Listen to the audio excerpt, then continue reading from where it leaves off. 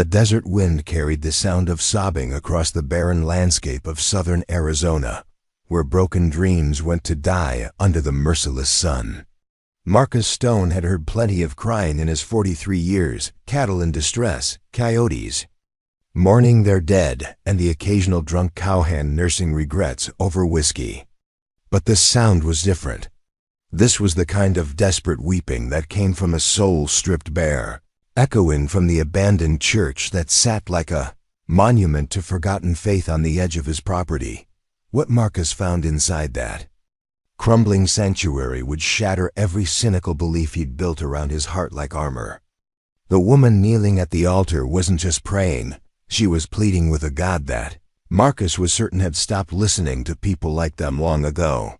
Before we jump back in, tell us where you're tuning in from, and if this story touches you, make sure you're subscribed, because tomorrow I've saved something extra special for you. Marcus Stone's boots hit the wooden floor of Bailey's saloon with the same heavy rhythm they'd maintained for the past 8 years, every Tuesday night at exactly 9 o'clock. The patrons of Copper Ridge's only drinking establishment had learned to recognize that sound, the methodical pace of a man who drank not for pleasure, but for the temporary numbness that alcohol provided against memories too sharp to bear sober. "Usual, Marcus?" called out Jimmy Bailey from behind the bar, already reaching for the bottle of Kentucky bourbon that had become as much a part of Marcus's routine as checking fence lines or feeding cattle. Marcus nodded without speaking, settling onto the worn leather bar stool that had molded itself to his frame over years of identical evenings. The saloon buzzed with the typical Tuesday crowd, ranch hands celebrating payday, traveling salesmen seeking company, and local businessmen conducting deals over poker games that would determine who prospered and who failed in the unforgiving economy of small-town Arizona. None of them paid particular attention to Marcus Stone anymore. In the 8 years since he'd returned from his disastrous stint as sheriff of neighboring Millbrook County, he'd perfected the art of being invisible while occupying space. People knew his story, whispered about it in hushed tones when they thought he couldn't hear, but they'd learned to leave him alone with his demons. The Stone Ranch sprawled across 12,000 acres of some of the harshest terrain in Arizona, land that had been in Marcus's family for 4 generations. His great-grandfather, Benjamin Stone, had claimed the territory back in 1887, building an empire through sheer determination and an unwavering belief that hard work and moral character could overcome any obstacle.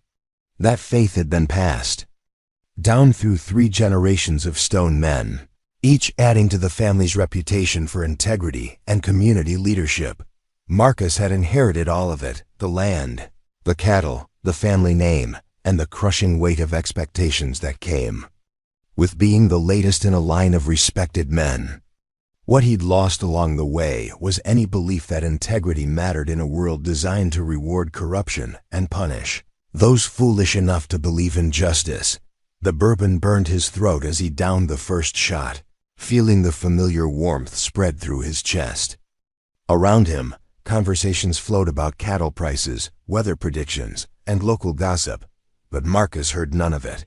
His mind was trapped in a continuous loop of regret, replaying the events that had transformed him from a man of faith and purpose into the hollow shell that now occupied his grandfather's favorite barstool. 8 years ago, Marcus Stone had been sheriff of Millbrook County, a position he'd accepted reluctantly after the previous sheriff died of a heart attack. The county commissioners had begged him to take the job, arguing that his family's reputation and his own military background made him the ideal candidate to clean up a department plagued by corruption and incompetence. Marcus had believed them. More importantly, he'd believed in the possibility of making a difference, of using his position to protect the innocent and punish those who preyed on the vulnerable. That faith had lasted exactly 18 months, ending on a sweltering August night when he'd discovered just how naive his belief in justice really was. Deputy Sheriff Carol Manning had been Marcus's closest friend on the force, a dedicated officer who shared his commitment to honest law enforcement.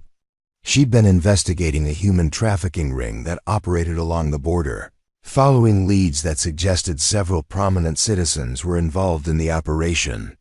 Carol had confided in Marcus about her investigation, sharing evidence that implicated a judge, 2 county commissioners, and the mayor of Millbrook in the systematic exploitation of undocumented women.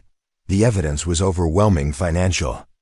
Records, photographs, witness testimonies from women brave enough to come forward, despite the obvious dangers. Marcus had encouraged Carol to continue her investigation, promising to provide whatever support she needed to bring the perpetrators to justice. They'd planned to present their case to the state attorney general, bypassing local authorities, who might be compromised. Carol Manning never got the chance to present that evidence. Her body was found in her patrol car at the bottom of Canyon Creek, the victim of what the accident investigation team ruled a single vehicle crash caused by driver fatigue. The car had somehow veered off a road Carol had driven hundreds of times, plunging 30 feet into a rocky ravine where the wreckage caught fire, destroying most of the physical evidence along with Carol's life. Marcus had known immediately that Carol's death was murder, but knowing and proving were 2 entirely different things. The investigation into the accident was handled by the same department that Carol had been investigating, overseen by officials who had every reason to ensure that her discoveries died with her. Within a week, all of Carol's files related to the trafficking investigation had mysteriously disappeared from the sheriff's department, and Marcus found himself facing a choice that would define the rest of his life. He could pursue the investigation on his own, risking his career and possibly his life in a fight against enemies who'd already demonstrated their willingness to kill. Or he could accept the official story, keep his position, and live with the knowledge that Carol's murderers would never face justice. Marcus had chosen a third option. He'd resigned from the sheriff's department and retreated to his family ranch, carrying with him the bitter certainty that honor and integrity were luxuries that honest men couldn't afford in a world controlled by those willing to do anything to protect their interests. The resignation had shocked the community. Marcus Stone, descendant of 4 generations of respected leaders, had simply walked away from his responsibility to serve and protect. The whispered speculation about his reasons had eventually faded into acceptance that even the Stone family's legendary integrity had its limits. Only Marcus knew the truth, that he hadn't quit because he was weak, but because he'd finally understood that the system he'd believed in was fundamentally corrupt. Fighting it would only result in more good people getting killed while the guilty remained untouchable. The bourbon continued flowing as Marcus lost himself in memories of the aftermath. The first year after his resignation had been the worst, filled with sleepless nights and a rage that threatened to consume what remained of his sanity. He'd considered leaving Arizona entirely, selling the ranch and starting over somewhere. His family name meant nothing and his failure wouldn't follow him, but the land held him like a chain. 4 generations of Stone men were buried in the family cemetery on the Eastern Ridge, and Marcus couldn't bring himself to abandon their legacy completely. Instead, he'd settled into a routine of isolation and self-medication, maintaining the ranch's operations while systematically destroying his connections to the community his family had served for over a century. The Stone Ranch still prospered. Under Marcus's management, his business sense and work ethic hadn't been affected by his loss of faith. But the man who'd once opened his doors to neighbors in need and donated generously to community causes had disappeared, replaced by someone who fulfilled his obligations without joy or hope. "You're quieter than usual tonight," Jimmy Bailey observed, refilling Marcus's glass without being asked. The bartender had known Marcus since childhood and was one of the few people willing to engage him in conversation. "Nothing new to say," Marcus replied, his voice carrying the flat tone that had become his default mode of communication. "Same problems, same disappointments, same people pretending the world makes sense." Jimmy nodded sympathetically, understanding that Marcus's bitterness ran deeper than simple misanthropy. Heard old Father Martinez is finally retiring from St. Joseph's. Been there 43 years, can you believe that? Marcus grunted acknowledgement without interest. Father Martinez had been the priest at St. Joseph's Catholic Church since before Marcus was born. A gentle man who'd baptized, confirmed, married, and buried 3 generations of Copper Ridge residents. His retirement would mark the end of an era, but Marcus felt no connection to the faith that had once provided comfort and guidance. Wonder who they'll send to replace him, Jimmy continued, polishing glasses while he talked. Hopefully someone who understands small-town life.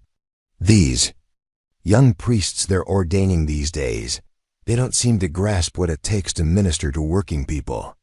The conversation drifted to other topics: weather, politics, the ongoing drought that threatened to make this year's cattle season particularly challenging. Marcus participated minimally, offering occasional nods or single-word responses while his mind wandered through the landscape of regret that had become his permanent residence. By 10:30, the saloon had begun emptying as working men headed home to wives and families. Marcus remained at the bar, nursing his 4th bourbon and contemplating whether to make it a 5th. The alcohol had achieved its intended effect, blunting the sharp edges of memory and creating a temporary buffer between his consciousness and the weight of his disillusionment. "You planning to sleep here tonight?" Jimmy asked with gentle humor, beginning his closing routine of wiping down tables and collecting empty glasses. Marcus drained his glass and stood, leaving exact change on the bar as he'd done every Tuesday for 8 years. "Thanks, Jimmy. See you next week." The walk from Bailey's saloon to the Stone Ranch covered 3 miles of desert, road illuminated only by starlight and the occasional security light from neighboring properties. Marcus had made this journey hundreds of times, usually in a state of controlled intoxication that made the solitude bearable without rendering him completely incapacitated. Tonight felt different, though he couldn't identify why. The desert air carried an unusual quality, as if something significant was about to happen.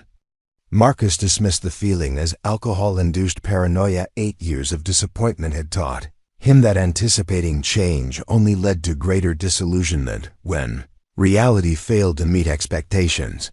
The Stone Ranch house sat at the end of a quarter-mile driveway lined with cottonwood trees that Marcus's grandmother had planted in the 1940s. The 2-story structure had been built by his grandfather in 1923, designed in the Spanish colonial revival style that reflected the region's cultural heritage. It was a beautiful home, filled with handcrafted furniture and family heirlooms that spoke of prosperity and permanence. Marcus rarely spent time in the main house anymore, preferring the smaller foreman's cabin where his grandfather had lived. During the early years of the ranch's operation, the cabin felt more appropriate for a man who'd abandoned any pretense of continuing his family's legacy of community leadership. As he approached the fork in the driveway that led to either the main house or the foreman's cabin, Marcus noticed something that stopped him in his tracks. Light was visible through the windows of the old chapel that sat on the eastern edge of his property. About half a mile from the main house, the chapel hadn't been used in over 15 years, not since Marcus's grandmother had passed away and taken with her the last vestige of religious observance on the Stone Ranch, built by his great-grandfather as a place for family worship and community gatherings. The small stone structure had gradually fallen into disrepair as successive generations of stone men became too busy with ranch operations to maintain their spiritual practices. Marcus stared at the unexpected illumination, his bourbon clouded, mind struggling to process what he was seeing. The chapel had no electricity. The power lines had been disconnected years ago when the roof started leaking, and Marcus decided the building wasn't worth maintaining.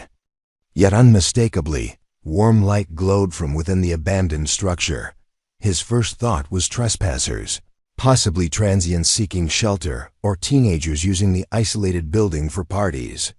Marcus felt a surge of anger at the violation of his property, combined with bitter amusement that someone would choose an abandoned chapel for illicit activities.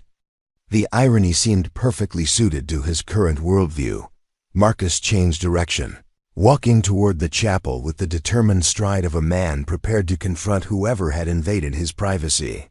The desert night was cool and clear, with a three-quarter moon providing enough ambient light to navigate the familiar terrain without difficulty. As he drew closer to the chapel, Marcus realized that the light inside wasn't electric. It had the warm, flickering quality of candles or oil lamps. The discovery only increased his irritation. Whoever was trespassing had not only violated his property, but was creating a fire hazard in a building filled with dry wood and decades of accumulated debris. The chapel's heavy wooden door stood slightly ajar, allowing a narrow beam of golden light to spill onto the ground outside. Marcus approached cautiously, his anger tempered by curiosity about what he might find inside. What he heard as he reached the door stopped him completely. Someone was praying inside the chapel, and the sound of that prayer carried a depth of desperation that cut through Marcus's alcoholic haze like a blade. It wasn't the rote recitation of memorized words, but the raw, anguished pleading of someone whose soul was being torn apart by circumstances beyond their control. Marcus stood frozen outside the door, listening to a woman's voice rise and fall, in a rhythm of supplication that he recognized from his own childhood, when prayer had been as natural as breathing and faith had provided answers to life's most difficult questions.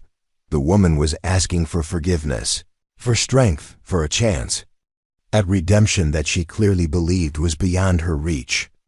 Her words were punctuated by sobs that spoke of grief so profound that Marcus felt his own long-buried emotions stirring in response.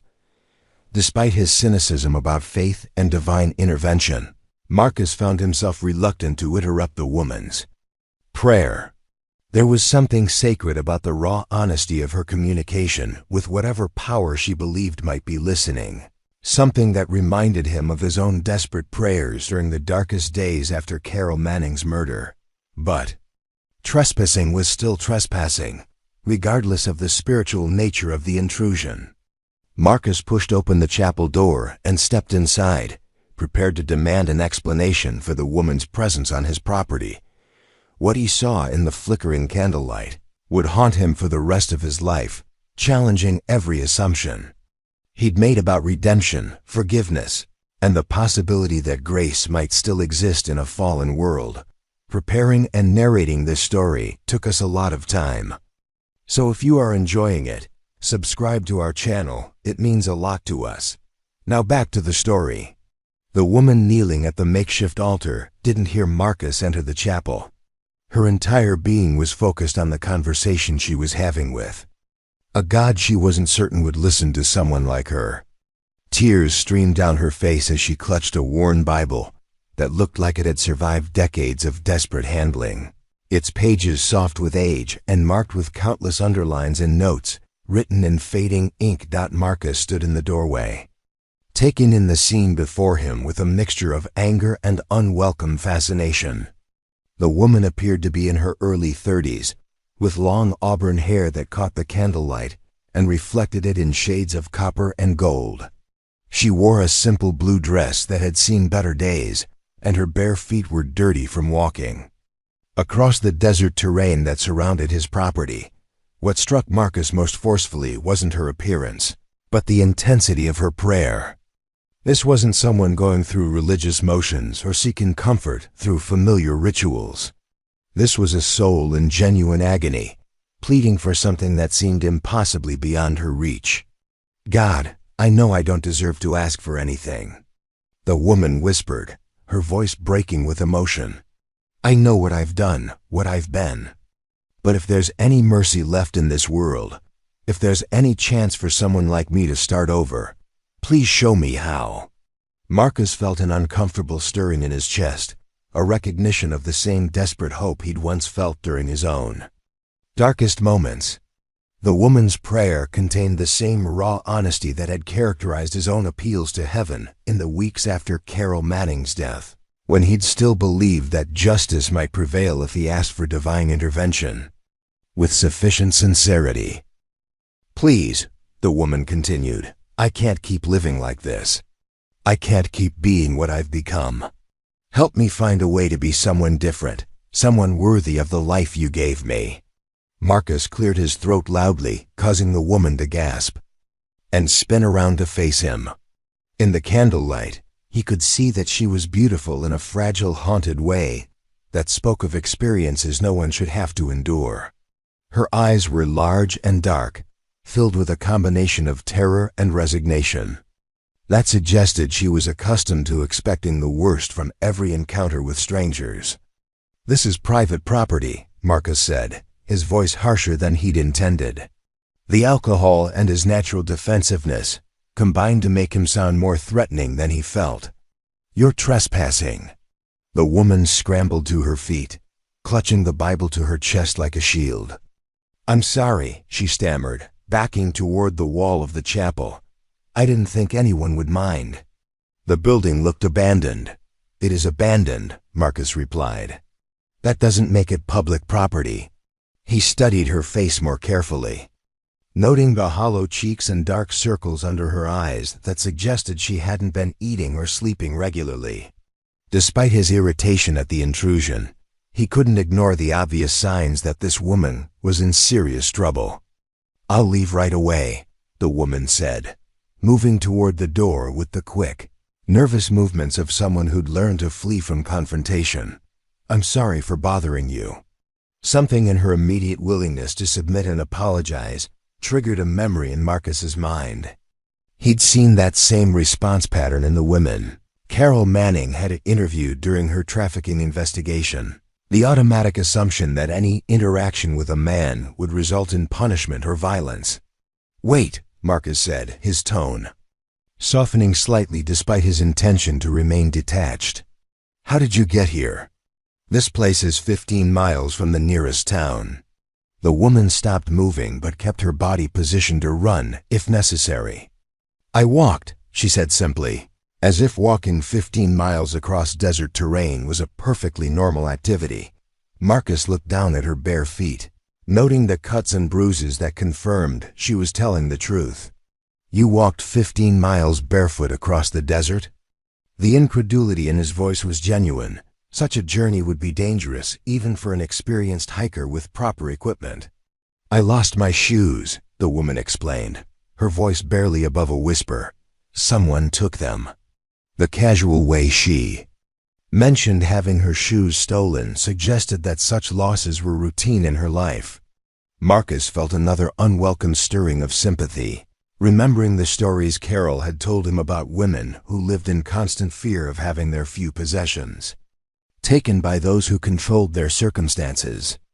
"What's your name?" Marcus asked, surprising himself with the question. He'd intended to simply escort the trespasser off his property, not engage in conversation that might lead to involvement in her problems. The woman hesitated, as if deciding whether honesty or deception would be safer. "Sarah," she said finally. "Sarah Chun." Marcus noted the Asian surname paired with her obviously Caucasian features, suggesting that either she was of mixed heritage or the name wasn't entirely accurate. Given her circumstances, he suspected the latter but didn't challenge her on it. "I'm Marcus Stone," he said, then immediately wondered why he'd bothered with introductions. "This is my family's ranch. That chapel you were praying in belongs to my great-grandfather." Sarah's eyes widened with what appeared to be genuine remorse. "I didn't know it was a family place. I wouldn't have. I was just looking for somewhere quiet to pray, and when I saw the cross on top of the building, I thought it might be okay." Marcus looked around the chapel's interior for the first time in years, seeing it through the eyes of a desperate woman seeking sanctuary. Sarah had lit several candles and arranged them on what had once been the altar, creating a warm, sacred atmosphere that reminded him of the services his grandmother had conducted here during his childhood. The building was in worse condition than he'd realized. Years of neglect had left gaps in the roof that allowed rain to enter, warping the wooden pews and staining the walls with water damage. But Sarah had obviously made an effort to clean the space around the altar, moving debris, and arranging the surviving furniture in a configuration that restored some dignity to the abandoned sanctuary. "How long have you been here?" Marcus asked, noting signs that suggested she'd been using the chapel for more than just tonight's prayer session. 3 days, Sarah admitted, her voice filled with shame. "I know I should have asked permission, but I didn't know who owned the land, and She trailed off, apparently unable to explain her circumstances without revealing more than she was comfortable sharing. Marcus studied her face, reading the exhaustion and desperation that she was trying unsuccessfully to hide. 3 days in. An abandoned building without food or proper shelter would be difficult for anyone, but particularly challenging for someone who appeared to be recovering from recent trauma. "When did you last eat?" he asked, the question emerging from some vestige of basic human decency that had survived his years of cynicism. Sarah's hesitation confirmed his suspicion that she was hungry. "I had some crackers yesterday," she said. "Or maybe the day before. I'm not sure." The admission hit Marcus like a physical blow, reminding him of similar statements Carol Manning had documented from trafficking victims who'd been deliberately kept weak through starvation and exhaustion. Sarah's situation might not be identical, but the signs of systematic abuse were unmistakable. "There's a kitchen in the main house," Marcus found himself saying. "I could make you something to eat." The offer surprised him as much as it did Sarah. For 8 years, he'd carefully avoided becoming involved in other people's problems, learning that good intentions often led to complications he wasn't equipped to handle. But something about Sarah's desperate prayer and obvious vulnerability had penetrated the defensive barriers he'd built around his emotions. "I don't want to impose," Sarah said, though her eyes reflected the hunger she was trying to conceal. "You've already been more kind than I deserved." "It's just food," Marcus replied gruffly, uncomfortable with her gratitude. "Nothing special about feeding someone who's hungry." Sarah looked at him with an expression of wonder that suggested acts of simple kindness were rare in her experience. "Are you sure? I don't want to cause you any trouble." Marcus was far from sure. Every instinct he'd developed over the past 8 years warned him against getting involved with a stranger whose problems were obviously complex and potentially dangerous. But the sight of her praying in his family's chapel had stirred memories of his grandmother's teachings about Christian charity and the obligation to help those in need. "Come on," he said, turning toward the door before he could change his mind. "Let's get you fed." Sarah followed him out of the chapel, moving with the careful steps of someone whose feet were painful from her barefoot desert journey. The walk to the main house took longer than usual as Marcus adjusted his pace to accommodate her injuries. The Stone family home felt different with another person inside it. Marcus rarely entered the building anymore, preferring the isolation of the foreman's cabin to the memories that haunted every room of his childhood residence. But Sarah's presence somehow changed the atmosphere, making the spaces feel less like a mausoleum and more like an actual home. "This is beautiful," Sarah said softly as they entered the kitchen, her voice filled with genuine appreciation for the handcrafted cabinets and authentic southwestern tiles that had been installed by Marcus's grandfather. "It feels like a place where families gather, where people take care of each other." Her observation was more accurate than she knew. For 3 generations, the Stone family kitchen had been the heart of the household, where important decisions were discussed and celebrations were planned. Marcus's grandmother had cooked countless meals for family, ranch hands, and community members in need, believing that sharing food was one of the most fundamental expressions of Christian love. Marcus opened the refrigerator and surveyed its contents, realizing that his bachelor lifestyle had left him with limited options for preparing a proper meal. "I can make eggs and toast," he offered. "Maybe some bacon if you eat meat." "Anything would be wonderful," Sarah replied, settling carefully onto one of the kitchen chairs. "I'm not particular about food. As Marcus began preparing the meal, he found himself stealing glances at Sarah, noting details that painted a disturbing picture of her recent experiences. Her dress was clean but showed signs of repeated washing and careful mending.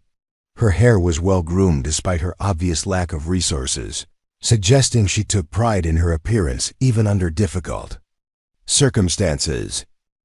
Most troubling were the fading bruises on her arms and the careful way she moved, as if certain positions or gestures caused pain.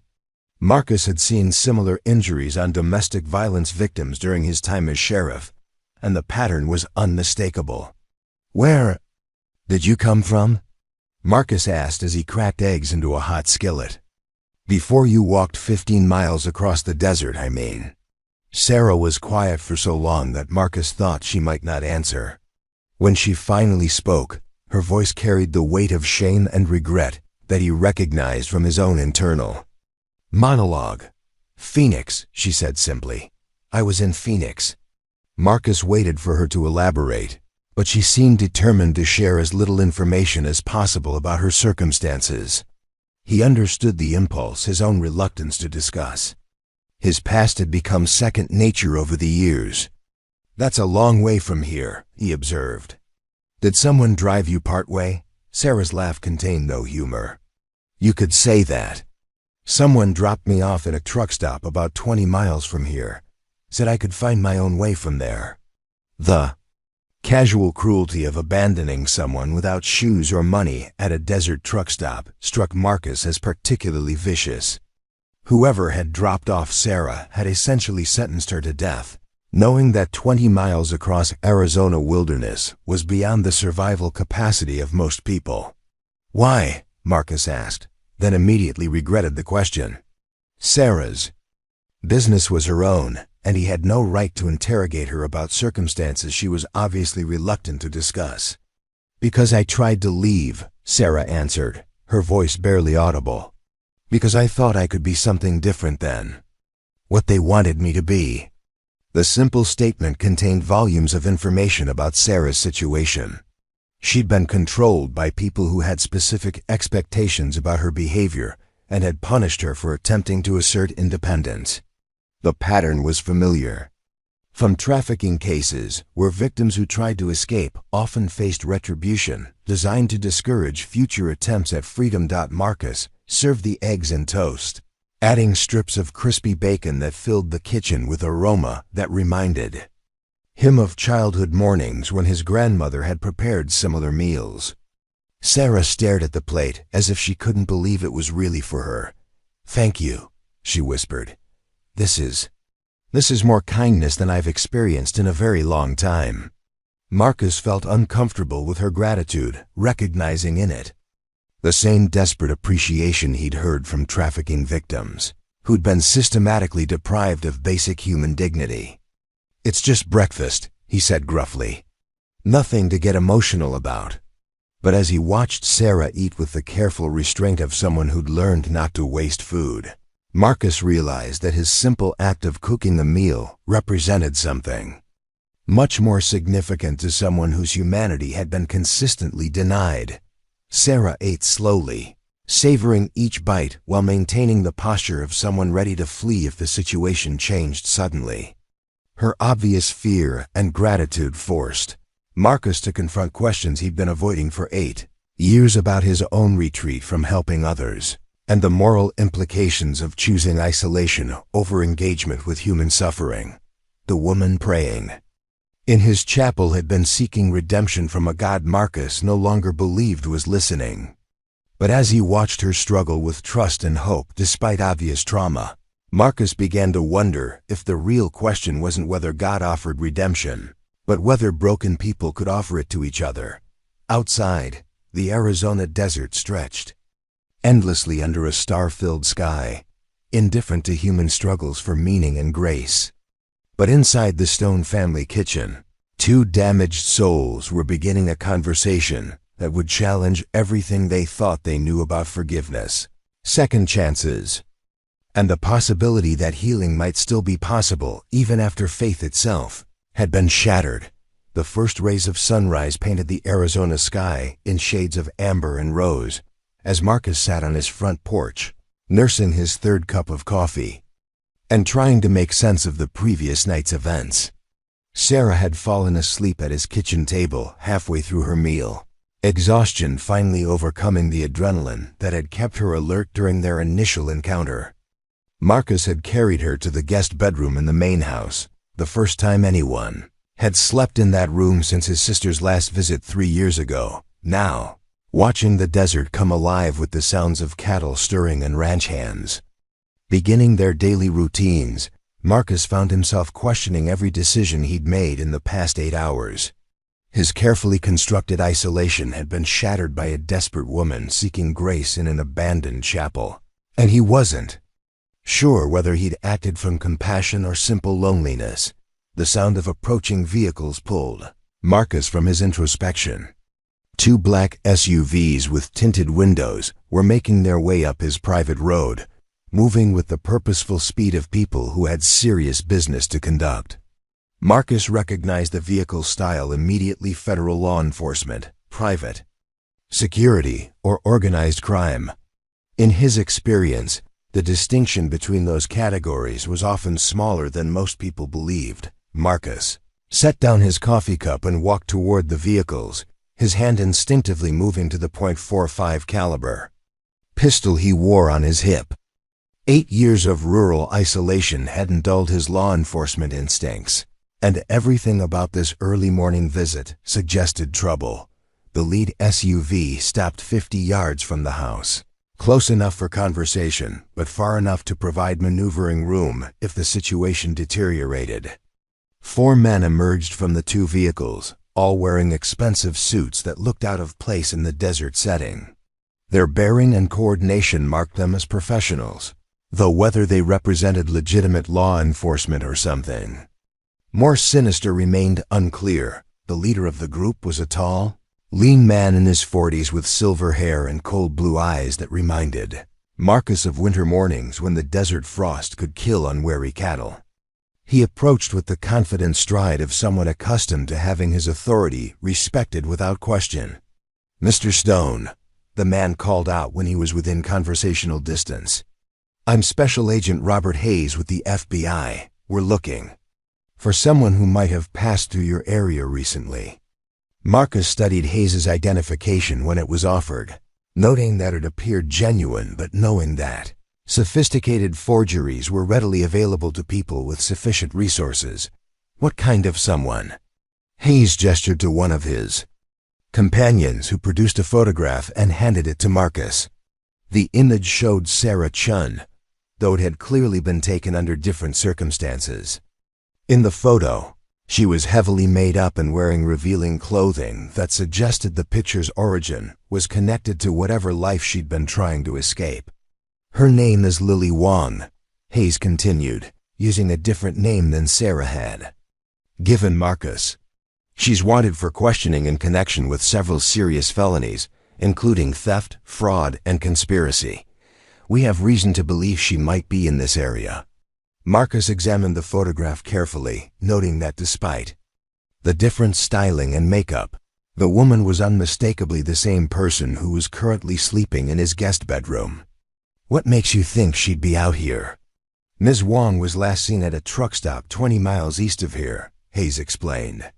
"Local authorities tracked her movements to this general area before losing the trail. We're conducting a systematic search of all properties in the region." The story aligned with what Sarah had told Marcus about being abandoned at a truck stop, but the federal involvement suggested her situation was more complex than a simple case of domestic abuse or trafficking. Marcus kept his expression neutral, while his mind raced through the implications of harboring a federal fugitive. "Haven't seen anyone matching that description," Marcus lied smoothly, his years of law enforcement experience helping him maintain credibility under pressure. "But then again, I don't get many visitors out here." Hayes studied Marcus's face with the intense scrutiny of someone trained to detect deception.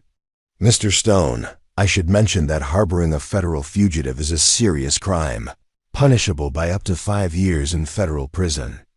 If you have any information about Ms. Wong's whereabouts, now would be the time to share it. The threat was delivered with professional courtesy, but its implications were unmistakable. Marcus found himself facing the same type of moral choice that had defined his resignation from the sheriff's department: cooperate with authorities who might not represent justice, or protect someone who might not deserve protection. Like I said, Agent Hayes, I haven't seen anyone matching that description, but I'll certainly contact you if that changes. Hayes nodded slowly, though his expression suggested he wasn't entirely convinced by Marcus's denial. We'll be conducting a thorough search of the area over the next few days.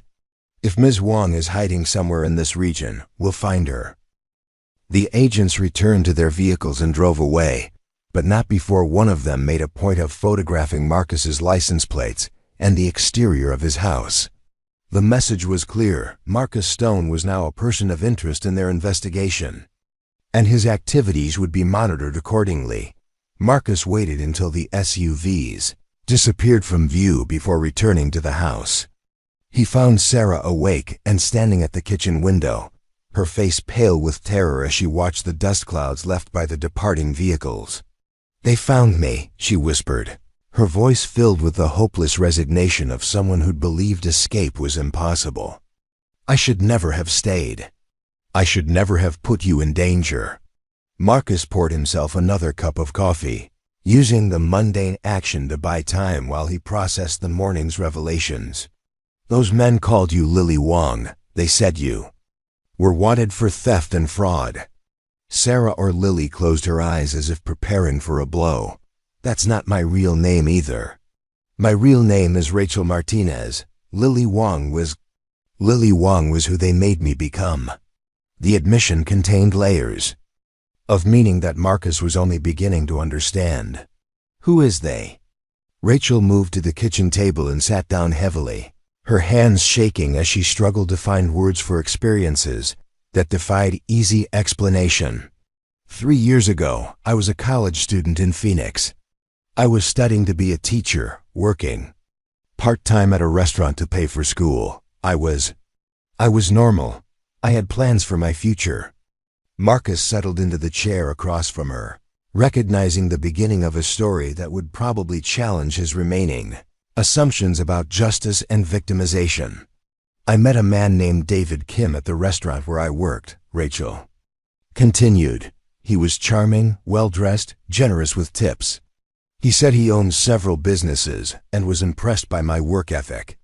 He offered me a better job, more money, flexible hours that would let me continue my studies." Marcus had heard similar stories during his time as sheriff. Young women recruited through offers of legitimate employment that gradually transformed into something much darker. "Let me guess, the job wasn't what he promised." "At first it was," Rachel said, her voice growing stronger as she forced herself to relive painful memories. "I worked as a hostess at an upscale restaurant David claimed to own. The pay was good, the hours were reasonable, and I was able to maintain my course load. For about 6 weeks, I thought I'd found the perfect solution to my financial problems." She paused, gathering courage for the harder parts of her story. Then David said the restaurant was having cash flow problems and asked if I'd be willing to help with some additional work. Private parties, he called them. Events where wealthy men needed attractive hostesses to make their gatherings more sophisticated. Marcus felt a familiar anger building in his chest, the same rage he'd experienced when listening to Carol Manning describe the systematic exploitation of vulnerable women. And those private parties weren't what they seemed either. The first few were actually legitimate, Rachel admitted. Boring business dinners where I served drinks and made small talk with middle-aged executives. David paid me well for those events, and I started to believe I was just being paranoid about his motives. She looked out the window toward the desert, as if drawing strength from the vast emptiness beyond the ranch boundaries. But gradually, the expectations changed. The men at these parties became more aggressive, more demanding. David started suggesting that accommodating their requests would be appreciated, that my continued employment depended on keeping the client satisfied. Marcus had investigated enough trafficking cases to understand the incremental process by which women were drawn into exploitation. The gradual escalation, the financial dependency, the isolation from support systems, all designed to make resistance seem impossible and escape unthinkable. "How did you end up with a federal warrant?" Marcus asked gently. Rachel's laugh was bitter and humorless. "Because David and his organization were sophisticated criminals who understood how to protect themselves. When they forced me into more explicit activities, they made sure to document everything. Photos, videos, financial records that made it look like I was a willing participant in their business." She wiped tears from her eyes before continuing. "They created an entire identity for me, Lily Wong, supposedly the daughter of Chinese immigrants, with fabricated documentation and a manufactured history. Lily had bank accounts, credit cards, even a social security number. Everything was designed to make it look like I was a partner in their operation, not a victim." Marcus understood the diabolical cleverness of the scheme. By creating documentation that suggested Rachel was a willing participant in criminal activities, her captors had effectively neutralized her ability to seek help from law enforcement. Any attempt to report her situation would be met with evidence that she was complicit in the crimes being committed. And the federal charges? Money laundering primarily. David's organization used women like me to move large amounts of cash through the banking system. We'd make deposits, transfers, and withdrawals that looked like legitimate business transactions, but were actually designed to hide the proceeds from their various criminal enterprises. Rachel stood and walked to the window again, staring out at the horizon with the expression of someone who'd learned to expect pursuit from every direction. I didn't understand what I was doing at first. David told me the transactions were related to his restaurant business, and I was desperate to believe him, because the alternative was admitting that I'd become something I never thought I could become. Marcus felt a familiar sense of outrage at the systematic way innocent people could be manipulated and destroyed by those with power and resources. Rachel's story was different from Carol Manning's investigation, but it shared the same themes of corruption, exploitation, and the way legal systems could be manipulated to protect criminals while destroying their victims. "How did you escape?" "I didn't escape," Rachel corrected him. "I was discarded. 3 months ago, federal agents raided one of David's operations. Several of his associates were arrested, and it became clear that someone was providing information to law enforcement. David decided that the women in his organization had become liabilities." She turned away from the window to face Marcus directly. "Most of the other women simply disappeared. I only survived because a federal agent named Jennifer Walsh took pity on me and arranged for me to be relocated rather than arrested. She told me to disappear, change my appearance, and never contact anyone from my old life." Marcus processed this information, trying to reconcile it with the federal agents who'd just visited his ranch. "If this Agent Walsh helped you escape, why are other federal agents looking for you now?" Rachel's expression grew grim. "Because Agent Walsh was killed 2 weeks ago. A car accident, according to the official report. But David Kim's organization has connections throughout law enforcement, and I suspect they discovered her involvement in my escape." The implications were staggering. If Rachel was telling the truth, then the federal agents who'd visited Marcus's ranch might not represent legitimate law enforcement at all. They could be part of the same criminal organization that had exploited her using federal credentials to track down a witness who could expose their activities. "The agents who were here," Marcus said slowly, "you think they're working for David Kim?" "I think David Kim has enough money and influence to buy whatever kind of cooperation he needs," Rachel replied. "And I think anyone who helps me becomes a target for the same people who killed Agent Walsh." Marcus stood and walked to his gun cabinet, removing a shotgun that he began loading with deliberate movements. If Rachel's assessment was accurate, Then his ranch was no longer a sanctuary, but a battlefield where the stakes included both their lives. "Then we'd better get ready," Marcus said grimly. "Because something tells me those agents aren't going to give up after one polite conversation." Outside, the Arizona sun climbed higher into a cloudless sky, promising another day of merciless heat in a landscape that had witnessed countless struggles between predators and prey. But inside the Stone family home, two people who'd lost faith in justice were preparing to fight for something that might represent a chance at redemption for them. Both. The morning's confrontation had forced Marcus to choose between his comfortable isolation and the dangerous uncertainty of protecting someone who might not deserve salvation. Rachel's presence had already cost him his anonymity and possibly his safety. But as he checked the shotgun's action and prepared for whatever came next, Marcus realized that for the first time in 8 years, he felt like he was fighting for something that mattered more than his own bitterness. Whether that made him a hero or a fool remained to be seen. Marcus spent the next hour making phone calls to contacts he hadn't spoken to in 8 years, reaching out to the handful of law enforcement officers he still trusted from his days as sheriff.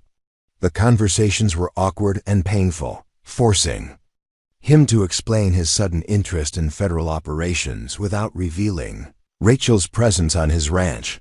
The information he gathered painted a disturbing picture that confirmed Rachel's worst fears. Former Deputy Sheriff Tom Rodriguez, now working for the Arizona State Police, provided the most useful intelligence.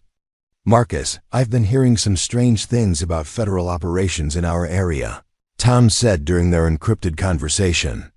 "There's supposed to be a joint task force working trafficking cases, but their methods don't match any federal protocols I know about." Marcus gripped the phone tighter. "What kind of methods?" "Aggressive surveillance, intimidation tactics, using local resources without proper authorization. Word is they're looking for a specific individual, a woman involved in some kind of money laundering operation. But the way they're going about it feels more like a manhunt than a legitimate investigation." "Have you met any of these federal agents personally?" Tom paused before answering. "That's the strange part. Nobody I've talked to has actually verified their credentials through official channels. They show up with the right badges and paperwork. But when we try to coordinate through normal federal liaison offices, nobody seems to know anything about their operation." The confirmation of Rachel's suspicions sent a chill down Marcus's spine. If the men who'd visited his ranch weren't legitimate federal agents, then their resources and determination suggested they represented something far more dangerous than conventional law enforcement. "Tom, I need a favor," Marcus said carefully. "Can you run a background check on someone named David Kim? Supposedly operates businesses in Phoenix, might have connections to organized crime." "I can try, but if this guy is connected to whatever operation is running around our area, you might want to be careful about showing too much interest." After ending the call, Marcus found Rachel in the living room, staring at family photographs that lined the mantelpiece. She was examining a picture of Marcus in his sheriff's uniform, taken during his swearing-in ceremony 9 years ago. "You were law enforcement," she said without turning around. It wasn't a question. "Sheriff of Millbrook County for 18 months. Marcus confirmed. "Until I figured out that the badge doesn't always represent justice." Rachel turned to face him, and Marcus saw something new in her expression, a flicker of hope that hadn't been there before. "Why did you quit?" Marcus settled into his father's old recliner, feeling the weight of memories he'd spent 8 years trying to suppress. "Because I discovered that some crimes are too big to fight, and some criminals have too much protection to touch." "What happened?" The question hung in the air between them, carrying the same weight as Rachel's earlier confession about her own past. Marcus realized that if he expected her to trust him with her life, he owed her the truth about why he'd abandoned his oath to serve and protect. "I had a deputy named Carol Manning," Marcus began slowly. "Best cop I ever worked with. She was investigating a trafficking ring that operated along the border. bringing women up from Mexico and Central America for forced labor and prostitution. Rachel sat down on the couch, her attention completely focused on Marcus's story. She understood better than most people the courage it took to investigate such operations and the dangers faced by those who tried to expose them. Carol uncovered evidence that several prominent local officials were involved in the operation, people with enough power to make investigations disappear and witnesses vanish. When she brought the evidence to me, I encouraged her to continue her work. I thought we could bypass local corruption by taking the case directly to state or federal authorities. Marcus paused, feeling the familiar weight of guilt settling over him. Carol died in a car accident before she could present her evidence. Single vehicle crash on a road she'd driven hundreds of times, in perfect weather conditions. The investigation concluded she fell asleep at the wheel, but you knew better. I knew Carol never fell asleep on duty. I knew she was careful and experienced. And I knew that all her files related to the trafficking investigation disappeared from the sheriff's department within days of her death. Rachel leaned forward, understanding the parallel between Marcus's story and her own experiences with corruption and cover-ups. What did you do? Nothing, Marcus said bitterly. I realized that fighting the system would just get more good people killed while the guilty remained untouchable. So I quit, came back to the ranch, and spent 8 years convincing myself that isolation was preferable to futile resistance. The admission hung between them like a confession of cowardice, though Rachel's expression showed understanding rather than judgment. They were both people who'd been broken by their encounters with overwhelming evil, forced to choose between resistance and survival. The men who came here this morning, Rachel said quietly, they reminded me of the people who controlled my life for 3 years. They have the same confidence, the same certainty that they can do whatever they want without consequences. Marcus nodded grimly, which means we're not dealing with legitimate law enforcement. We're dealing with David Kim's organization, and they've apparently decided you're worth considerable effort to recapture. Because I know too much about their operation to be allowed to remain free, Rachel concluded. Agent Walsh told me that my testimony could bring down a network that extends across multiple states and involves dozens of corrupt officials. The scope of what they were facing began to crystallize in Marcus's mind. They weren't just hiding from a local criminal organization. They were confronting a sophisticated network with resources that included false federal credentials, advanced surveillance capabilities, and apparent immunity from normal law enforcement interference. We need help, Marcus said, reaching for his phone again. People we can trust, who understand how to fight this kind of enemy. Who can you trust after 8 years of isolation? It was a fair question that Marcus had been wrestling with since the morning's confrontation. His retreat from public life had severed most of his professional relationships, leaving him with a limited network of people who might be willing to risk their careers or safety to help. A disgraced former sheriff and a federal fugitive. There's someone, Marcus said slowly, thinking of a name he hadn't spoken in years. Maria Santos. She's a federal prosecutor in Tucson, specializes in organized crime cases. She tried to recruit Carol Manning for a joint task force just before Carol died. Can you trust her? Marcus considered the question carefully. Maria Santos had been one of the few federal officials who'd shown genuine interest in Carol's trafficking investigation, and her subsequent attempts to contact Marcus after Carol's death had suggested she suspected official involvement in the deputy's murder. I think she's one of the good ones, Marcus said.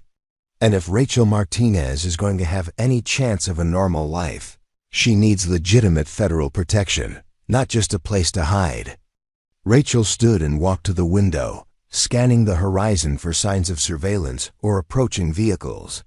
The morning's visit had left them both hyper-aware of their vulnerability in the isolated ranch setting. What if contacting this prosecutor puts us both in more danger? What if David Kim's organization has people inside the federal prosecutor's office too? The possibility was real and frightening.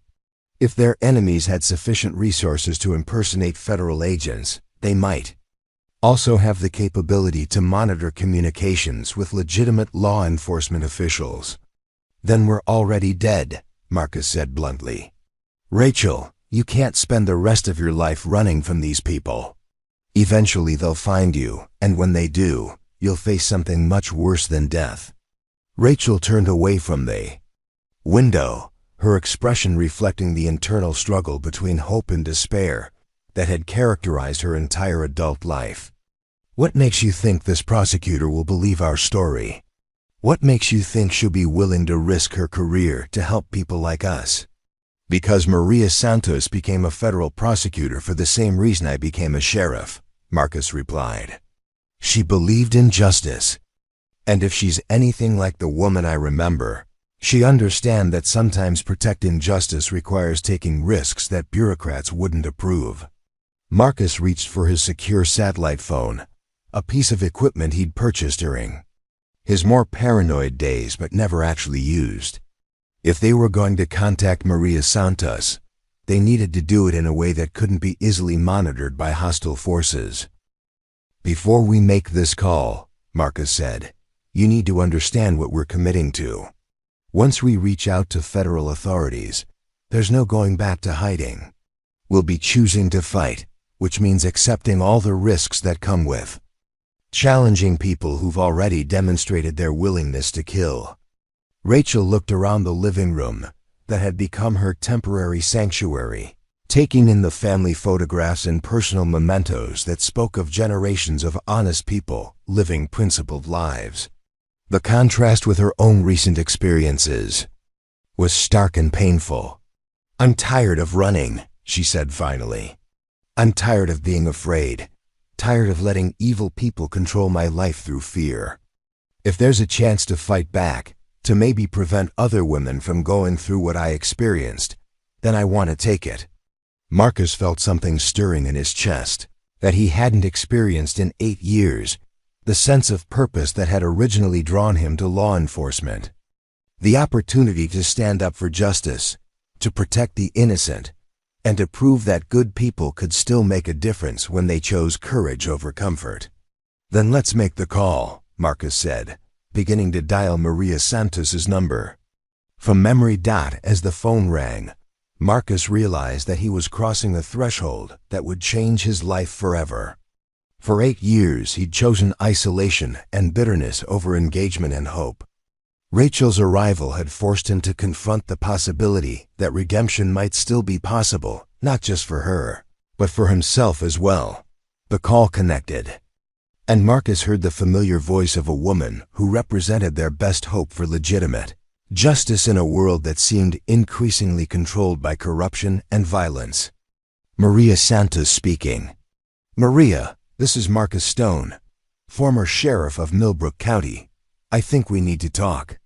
The conversation that followed would determine whether two broken people could find redemption through their shared commitment to fighting injustice, or whether their attempt to challenge a powerful criminal organization would result in their destruction. But for the first time since Carol Manning's death, Marcus felt like he was choosing the right side of a battle that mattered. Whatever happened next, he would face it as someone who'd chosen courage over cowardice, engagement over isolation.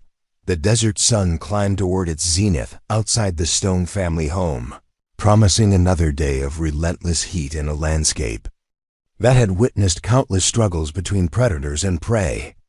But inside the house, two people who'd lost faith in justice were preparing to reclaim it, through their willingness to risk everything for the chance to make things right. Their conversation with Maria Santos would either provide them with the allies they needed to fight David Kim's organization, or confirm that corruption had penetrated so deeply into the system that resistance was truly futile. Either way, Marcus Stone was no longer the broken man who'd resigned his badge in defeat. 8 years ago, Rachel Martinez had given him something worth fighting for, and he intended to prove worthy of the trust she'd placed in him. The real battle was just beginning, but for the first time in years, Marcus felt like he was on the right side of the fight. Maria Santos's voice carried the same sharp intelligence Marcus remembered from their brief interactions years ago. But there was a new wariness that hadn't been there during her attempts to collaborate with Carol Manning's investigation. 8 years in federal prosecution had apparently taught her to be suspicious of unexpected contact from former law enforcement officers with complicated histories. Marcus Stone, Maria repeated slowly. I haven't heard from you since you resigned from the sheriff's department. What's this about? Marcus glanced at Rachel, who was listening intently from the couch, her expression tense with the knowledge that this conversation might determine whether she lived or died as a free woman. I have information about a trafficking and money laundering operation that you've probably been investigating. And I have a witness who can provide testimony that could bring down the entire network. The line was quiet for several seconds before Maria responded. Marcus, I need you to understand that this conversation is being recorded, and anything you tell me may be used in subsequent legal proceedings. Are you prepared to continue under those circumstances? I wouldn't have called if I wasn't ready to make this official, Marcus replied. But I need to know that you're still the same person who tried to help Carol Manning expose corruption in my county. Maria's intake of breath was audible over the phone. You're talking about Deputy Manning's investigation into border trafficking. That case file was sealed after her death, classified as an ongoing federal investigation. How do you know about the details of her work? Because Carol shared everything with me before she was murdered, Marcus said bluntly. And because the woman sitting in my living room right now is one of the victims of the same organization Carol was investigating. Another long pause, during which Marcus could hear the sound of computer keys clicking as Maria presumably accessed classified files or cross-referenced information in federal databases. Marcus, I'm going to need you to be very specific about what you're claiming. Are you saying that Deputy Manning's death was connected to her investigation, and that you currently have a witness from the trafficking operation in your possession? I'm saying that Carol Manning was murdered by the same people who are now using fake federal credentials to hunt for my witness. And I'm saying that if you want to finally get justice for Carol and dozens of other victims, you need to listen to what Rachel Martinez has to tell you. Maria's tone shifted, becoming more urgent and focused. Rachel Martinez. That name appeared in intelligence reports related to David Kim's organization. She was believed to be dead. Rachel leaned closer to the phone, her voice barely above him. Whisper as she spoke. Agent Jennifer Walsh helped me escape 3 months ago. She told me to disappear completely, never contact anyone from my old life. But Agent Walsh was killed 2 weeks ago, and now they're using federal badges to track me down. Jennifer Walsh, Maria breathed. Jesus Christ. Jennifer was working an undercover operation for my task force. Her death was. We suspected it. Wasn't accidental, but we couldn't prove murder. The confirmation that Agent Walsh had been working for Maria's task force provided the first concrete evidence that they were dealing with legitimate law enforcement rather than another layer of the criminal conspiracy. Rachel's shoulders sagged with relief as she realized she might finally have found someone in authority who would believe her story. Ms. Martinez, Maria continued, if you're really alive and willing to testify, you represent the break we've been looking for in a case that's consumed my office for the past 2 years.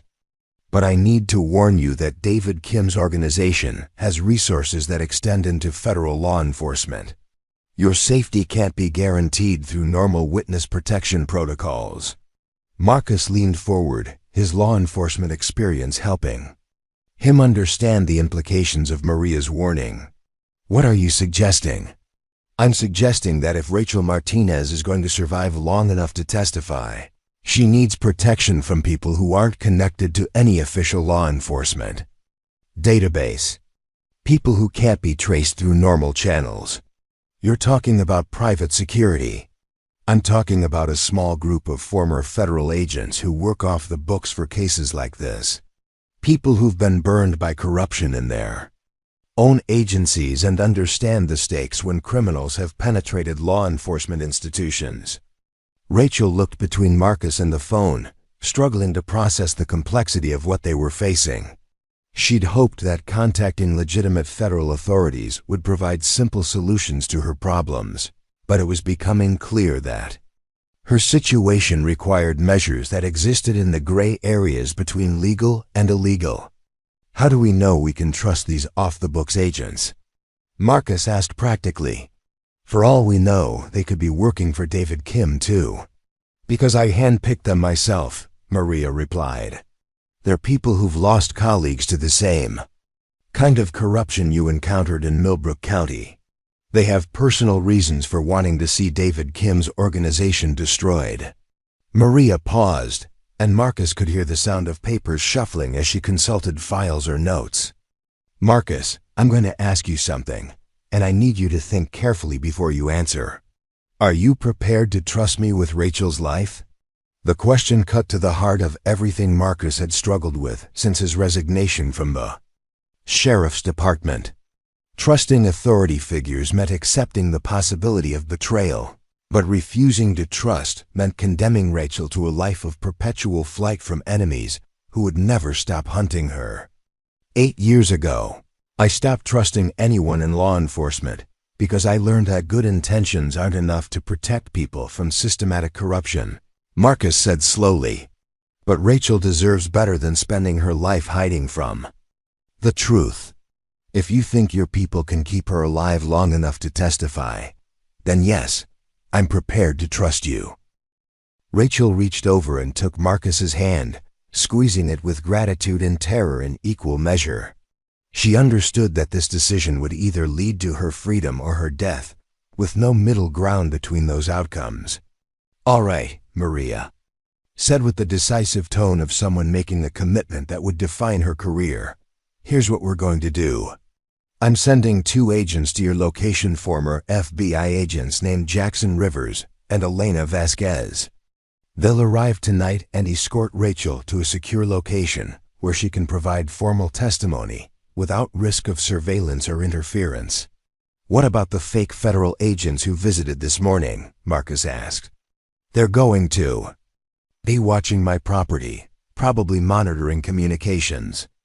Jackson and Elena specialize in situations where standard law enforcement protocols have been compromised. They'll know how to approach your ranch without being detected, and they'll be prepared to deal with hostile surveillance.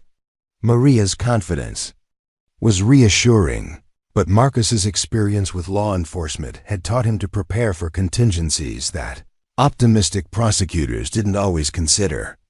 And if something goes wrong, if your people are compromised or if David Kim's organization has better intelligence than we're assuming, then you and Rachel will need to be prepared to defend yourselves until backup arrives, Maria said bluntly. Marcus, I'm not going to lie to you about the risks. David Kim's organization has killed federal agents, local law enforcement officers, and civilians who posed threats to their operation. They won't hesitate to eliminate both of you if they determine that Rachel's testimony presents an unacceptable risk. The stark honesty of Maria's assessment forced Marcus to confront the full magnitude of what they were undertaking. By choosing to fight rather than hide, they were essentially declaring war on an organization that had already demonstrated its willingness to kill anyone who challenged its interests. How long do we have? Rachel asked, her voice steady despite the fear Marcus could see in her eyes. Jackson and Elena will arrive at your location around midnight, Maria replied. That gives you approximately 12 hours to prepare for extraction. Use that time to gather anything Rachel needs for an extended stay in protective custody, and be ready for the possibility that you might need to leave immediately if the situation deteriorates.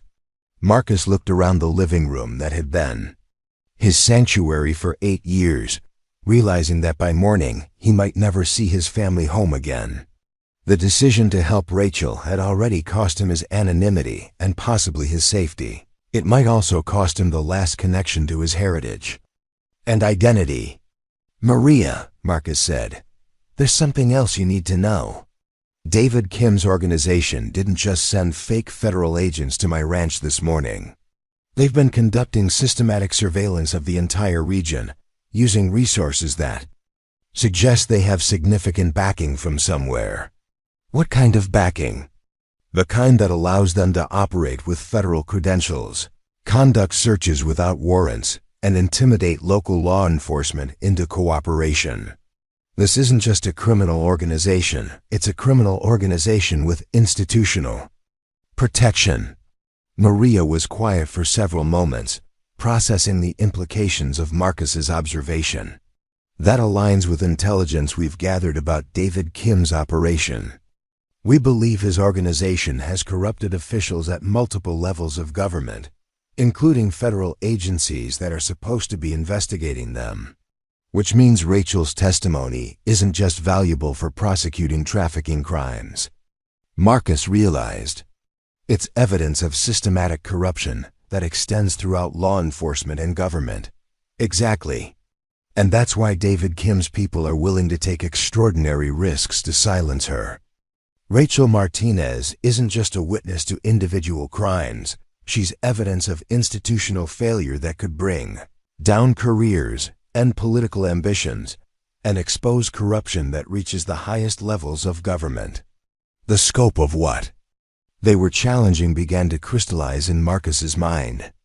They weren't just fighting a criminal organization, they were confronting a network of corruption that had infected the very institutions designed to protect society from such threats. "Are you still willing to proceed?" Maria asked, understanding that the revelation about institutional corruption might change their willingness to take risks. Rachel answered before Marcus could respond. "I've been a victim of this system for 3 years. If my testimony can prevent other women from experiencing what I went through, then I'm willing to face whatever risks come with telling the truth." Marcus felt a surge of admiration for Rachel's courage, recognizing in her determination the same commitment to justice that had originally drawn him to law enforcement. She was choosing to fight not just for her own freedom, but for the protection of others who couldn't fight for themselves. "Then we proceed," Marcus said firmly. "We'll be ready for your agents at midnight." "Marcus," Maria said as the call neared, "it's end. I want you to understand that after tonight, your life will never be the same. David Kim's organization doesn't forget, and they don't forgive. Even if we successfully prosecute them, you'll always be looking over your shoulder for reprisals." "I've been looking over my shoulder for 8 years anyway," Marcus replied. "At least now I'll be looking for something other than my own ghosts." After ending the call, Marcus and Rachel sat in the living room silence, both processing the magnitude of what they'd committed to and the dangers they would face in the coming hours. "Are you having second thoughts?" Rachel asked quietly. Marcus considered the question seriously, understanding that he could still change his mind and return to the isolated existence that had protected him from exactly this kind of dangerous involvement. But as he looked at Rachel, a woman who'd endured 3 years of systematic abuse and was still willing to risk her life for justice, he realized that his 8 years of safe isolation had been a form of slow suicide. "No second thoughts," Marcus said. "For the first time in 8 years, I feel like I'm doing something that matters." Outside, the Arizona desert stretched endlessly under an afternoon sun that promised no mercy for those unprepared for its harsh realities. But inside the Stone family home, 2 people who'd been broken by their encounters with evil were preparing to fight back with everything they had. The next 12 hours would determine whether their courage was sufficient to challenge an organization that had corrupted institutions, murdered law enforcement officers, and destroyed countless lives in pursuit of profit and power. But as Marcus began preparations for what might be his final night in the home his family had built, he felt something he hadn't experienced since Carol Manning's death. The sense that he was finally on the right side of a fight that could make a difference, whether they lived or died. They would face their fate as people who'd chosen justice over safety, courage over comfort. For both Marcus and Rachel, that choice represented a form of redemption that had seemed impossible just days before. The hours between. Maria Santos's call in midnight crawled by with the agonizing slowness that comes before life-changing events. Marcus spent the time methodically preparing his ranch for what might become a battlefield, while Rachel struggled with memories that 3 years of survival had taught her to suppress. Marcus's preparations were thorough and grimly practical. He moved ammunition from his gun safe to strategic locations throughout the house, checked the security cameras he'd installed around the property perimeter, and tested the emergency communication equipment that could summon help from neighboring ranches if normal phone lines were compromised. The Stone family home had been built by his grandfather with an understanding that the Arizona desert could be a dangerous place for those unprepared to defend themselves. Thick adobe walls provided natural protection against small arms fire, while carefully positioned windows offered clear sight lines across the approaches to the house. What had once been designed to protect against cattle rustlers and bandits would now serve against a far more sophisticated enemy. Rachel found herself drawn to the family photographs that lined the living room mantelpiece, studying images that told the story of 4 generations of honest people living principled lives. The contrast with her own recent experiences was stark and painful, but also inspiring in a way she hadn't expected. "Your family built something beautiful here," she said as Marcus returned from checking the perimeter sensors for the 3rd time. In an hour, Marcus paused in his security preparations to look at the photographs Rachel was examining. "My great-grandfather started with nothing but determination and a belief that hard work could overcome any obstacle. Each generation added to what he built, always trying to leave something better for the next generation. What will you leave?" The question caught Marcus off guard, forcing him to consider a future beyond the immediate crisis they were facing. For 8 years, he'd lived day by day without planning for anything beyond basic survival and the maintenance of his ranch operations. "I don't know," Marcus admitted. "I'd given up thinking about legacy or contribution, but helping you fight for justice. Maybe that's something worth building on." Rachel moved to a photograph of Marcus in his sheriff's uniform, standing proudly beside Carol Manning at some kind of community event. Both officers looked young and optimistic, radiating the confidence of people who believed they could make a difference in the world. "You were happy then," Rachel observed. "We both were." Carol believed that law enforcement could be a force for justice, that good people in positions of authority could protect the innocent and hold the guilty accountable. "I wanted to believe that too. What changed your mind?" Marcus settled into his father's chair, feeling the weight of memories and regrets that had shaped the past 8 years of his life. "Carol's murder showed me that believing in justice isn't enough when evil has more resources than good. The people who killed her didn't just eliminate a threat, they sent a message that resistance would be met with overwhelming force." Rachel understood the psychological impact of such messages, having lived under similar threats for 3 years. "But you're resisting now. What's different?" Marcus considered the question carefully, trying to identify the precise moment when his despair had transformed into determination. "You prayed in my family's chapel, asking God for a chance at redemption. Maybe helping you fight for that chance is my own path to redemption. You think God led me to your ranch?" The question touched on faith issues that Marcus had avoided confronting since Carol's death. For 8 years, he'd operated under the assumption that either God didn't exist or didn't care about human suffering. But Rachel's desperate prayer in the abandoned chapel had stirred something in him that felt suspiciously like renewed hope. "I think sometimes broken people find each other when they need each other most," Marcus said carefully.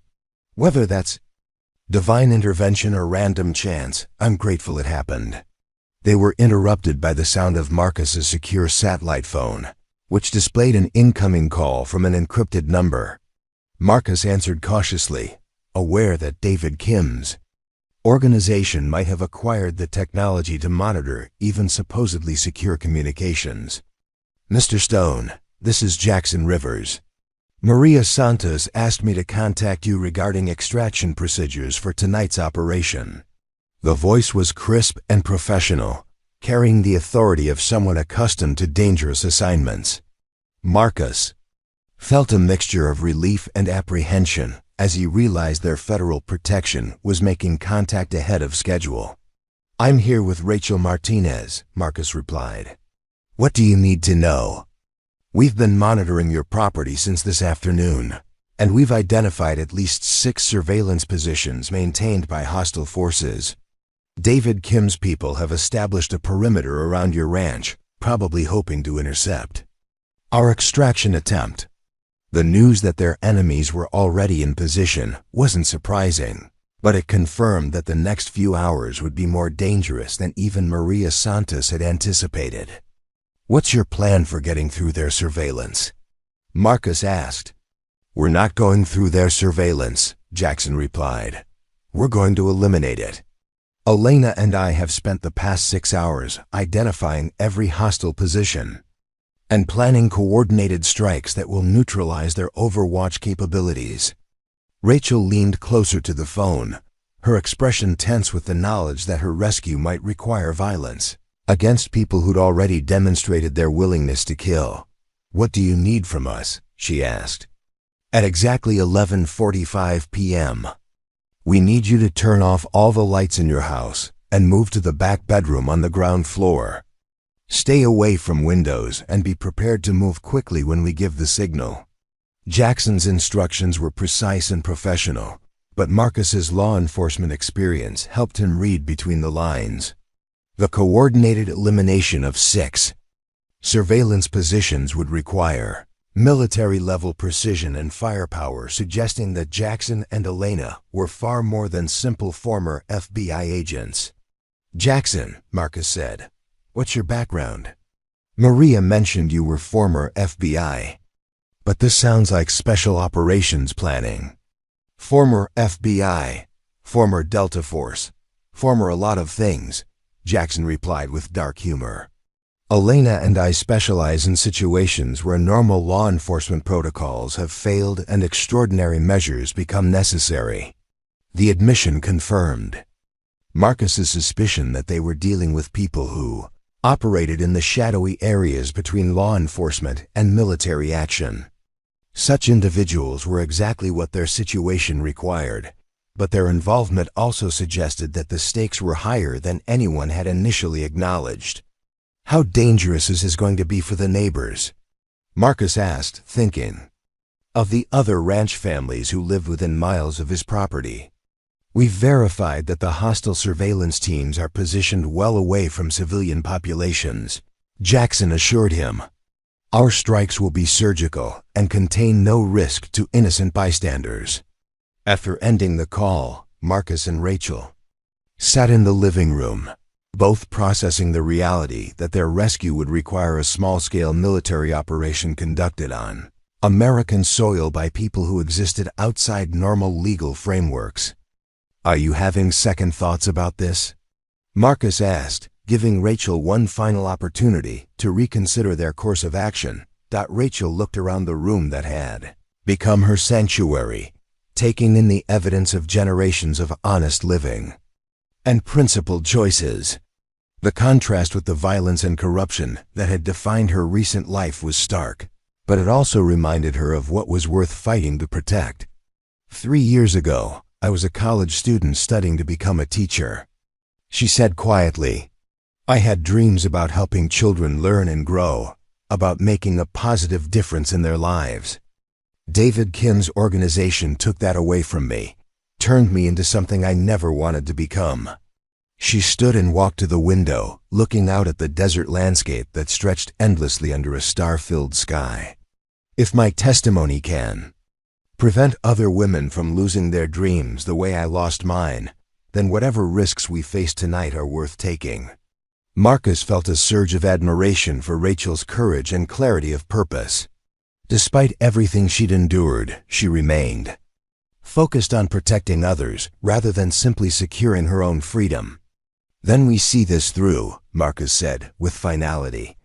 The next hour passed in quiet preparation as both Marcus and Rachel gathered the few personal items they would take with them into federal protection.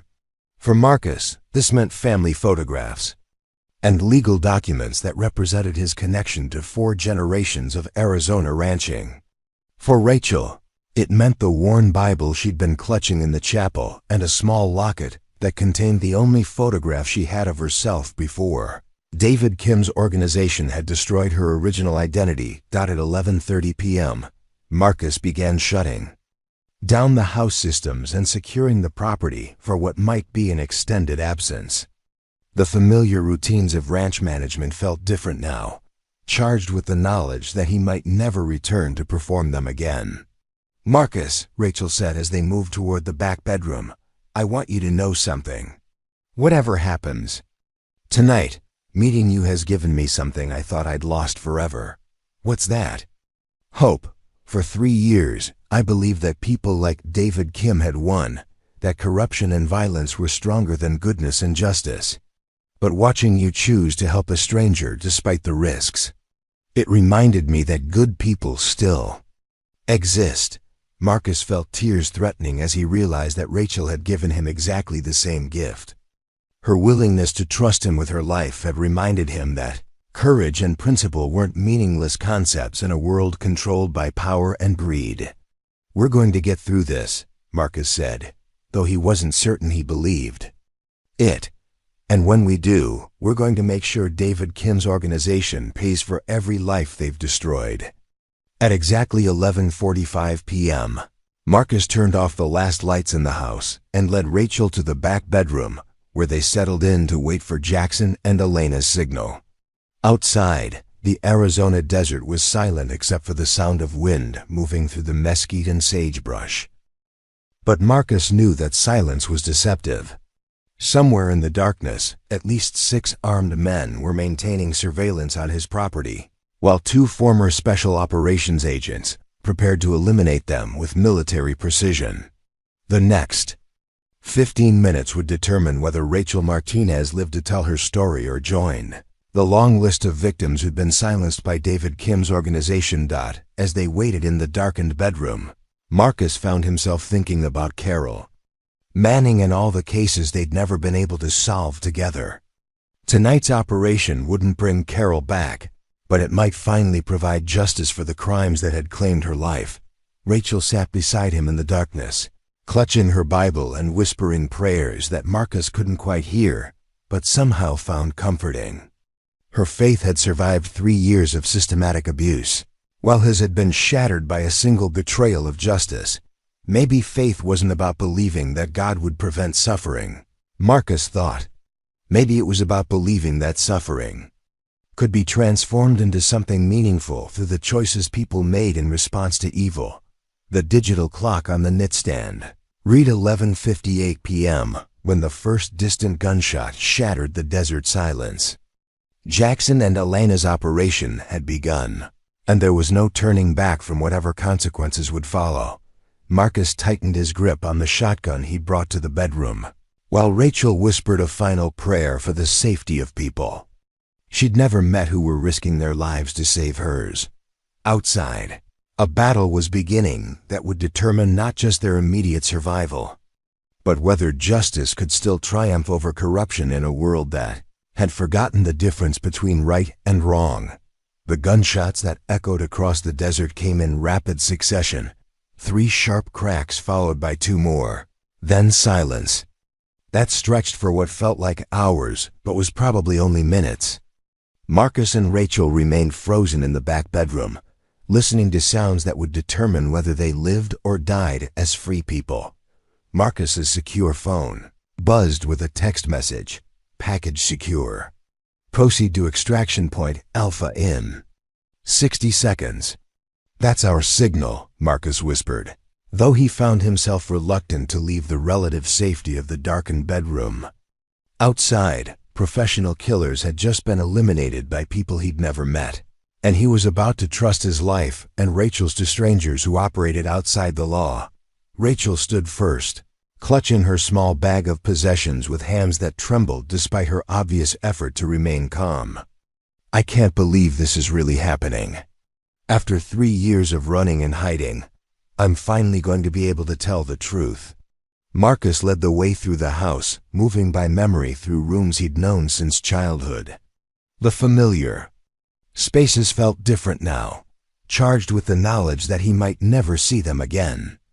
By helping Rachel, he'd crossed a line that separated his old life of bitter isolation from an uncertain future, where he would be forever marked as an enemy of David Kim's organization. The extraction point was located in a grove of cottonwood trees near the ranch's eastern boundary, about half a mile from the main house. Marcus had chosen the location during his earlier conversation with Jackson Rivers because it offered concealment from surveillance while providing multiple escape routes if the extraction went wrong. As they approached the grove, Marcus could see 2 figures waiting in the shadows, tall man with military bearing and a compact woman whose posture suggested readiness for instant action. Jackson Rivers and Elena Vasquez looked exactly like what they were, highly trained professionals who specialized in situations where conventional law enforcement had failed. "Mr. Stone, Ms. Martinez," Jackson said quietly as they reached the extraction point. "I'm sorry about the noise earlier, but David Kim's surveillance teams weren't interested in peaceful surrender." Elena stepped forward, her dark eyes assessing Rachel with the clinical attention of someone trained to recognize victims of trauma. "How are you holding up? I know this must be overwhelming after what you've been through." Rachel straightened her shoulders, drawing on reserves of strength that had kept her alive through 3 years of systematic abuse. "I'm ready to do whatever's necessary to stop these people from hurting others." Jackson nodded approvingly. "That's what we needed to hear. The next phase of this operation is going to be challenging, and we need to know that you're committed to seeing it through to the end." "What's the next phase?" Marcus asked, noting that Jackson's tone suggested complications they hadn't previously discussed. Elena exchanged a glance with her partner before answering. "Maria Santos discovered something troubling while preparing for Rachel's testimony. David Kim's organization has been notified that she's alive and planning to cooperate with federal authorities." The news hit Marcus like a physical blow. "How is that possible?" "We only contacted Maria this afternoon because David Kim has sources inside the federal prosecutor's office," Jackson replied grimly. "Someone with access to Maria's communications has been feeding information to the criminal organization we're trying to prosecute." Rachel felt the familiar despair that had characterized her life for the past 3 years, the sense that David Kim's reach was so extensive that escape was ultimately impossible. "So they know everything? They know about your extraction plan, about my location, about the testimony I'm planning to give?" "They know some things, but not others," Elena said carefully. "Maria Santos has been running a compartmentalized investigation, sharing different information with different people to identify the source of leaks. The communications that were compromised didn't include details about our extraction methods or the secure location where you'll be giving testimony." Marcus understood the implications immediately. Maria was running a counterintelligence operation, using false information to flush out the traitor in her office. Exactly, and it worked. "We now know that Deputy Federal Prosecutor William Chun has been providing information to David Kim's organization for at least 6 months. The revelation that a high-ranking federal prosecutor was working for the criminal organization explained how David Kim's people had been able to operate with apparent immunity from law enforcement interference. It also suggested that the corruption Rachel's testimony could expose extended much deeper into government institutions than anyone had initially suspected." "What does this mean for Rachel's testimony?" Marcus asked. Jackson's expression grew grim.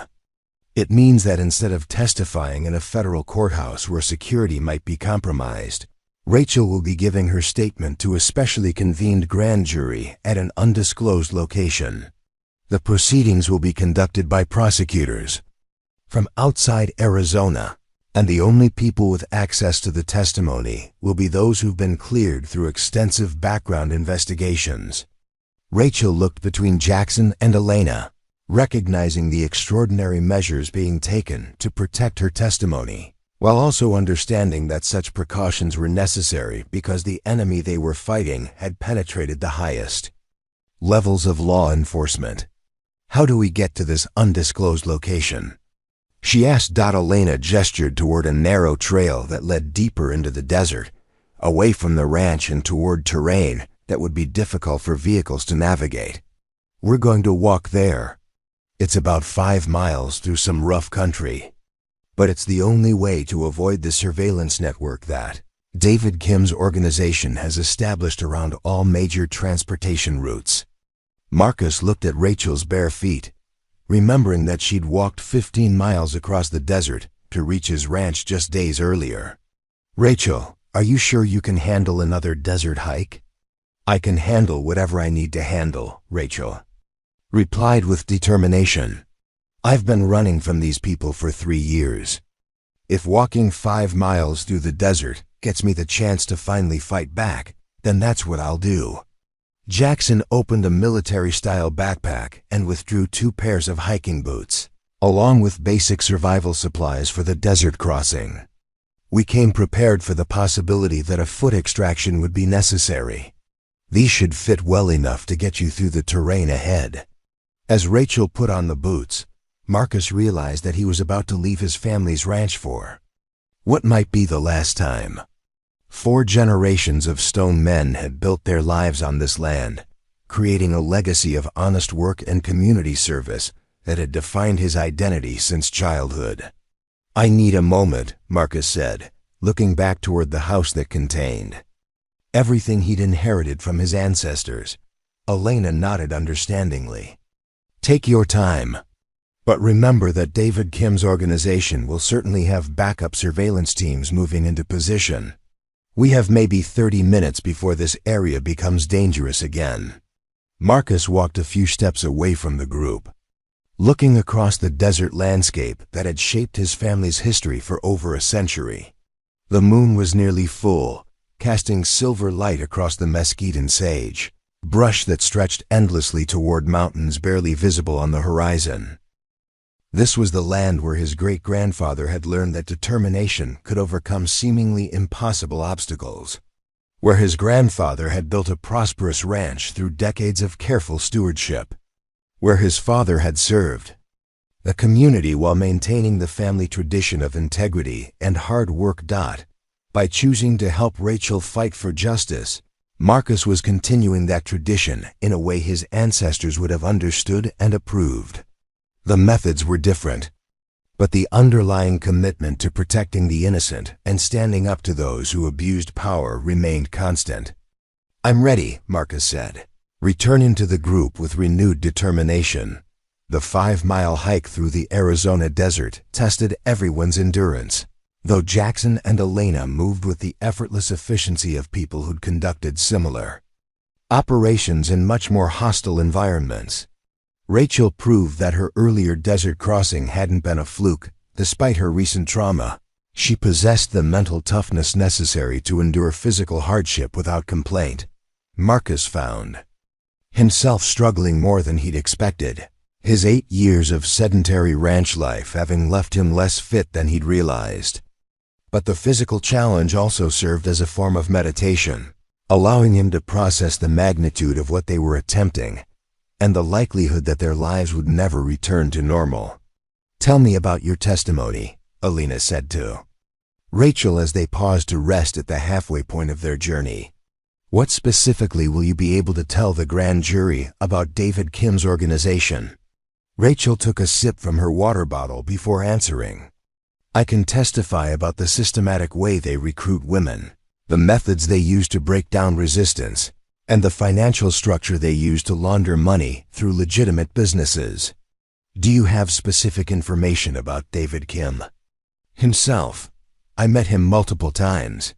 He personally supervised some of the more Intensive training sessions designed to ensure compliance from women who were resisting their assignments. Marcus heard the carefully controlled emotion in Rachel's voice and understood that she was describing experiences too traumatic to discuss in detail. The fact that she was willing to relive those memories in federal testimony demonstrated a level of courage that humbled him. "What about the government officials who were protecting his operation?" Jackson asked. "I was present at meetings where David Kim discussed payments to law enforcement officers, judges, and prosecutors.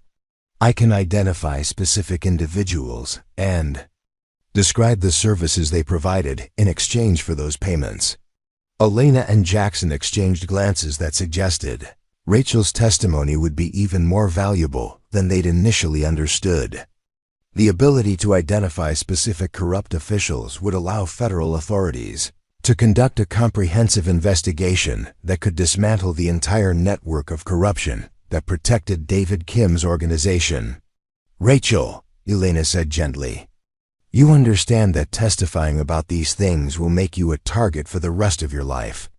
David Kim's organization doesn't forget, and they have resources that extend far beyond normal criminal enterprises." "I understand," Rachel replied, without hesitation. "But I also understand that if I don't testify, other women will continue to suffer what I suffered. That's not acceptable to me." As they resumed their desert crossing, Marcus found himself thinking about the courage it took to choose justice over personal safety. For 8 years, he'd chosen safety over engagement, isolation over the risks that came with standing up for what was right. Rachel's example was forcing him to confront the possibility that his withdrawal from the world had been motivated more by cowardice than by wisdom.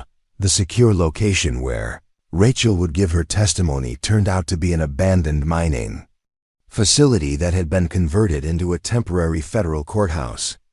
The site was isolated, easily defended, and equipped with communication technology that would allow grand jury proceedings to be conducted with participants located in multiple states. As they approached the facility, Marcus could see armed guards positioned around the perimeter and federal vehicles that suggested a significant law enforcement presence.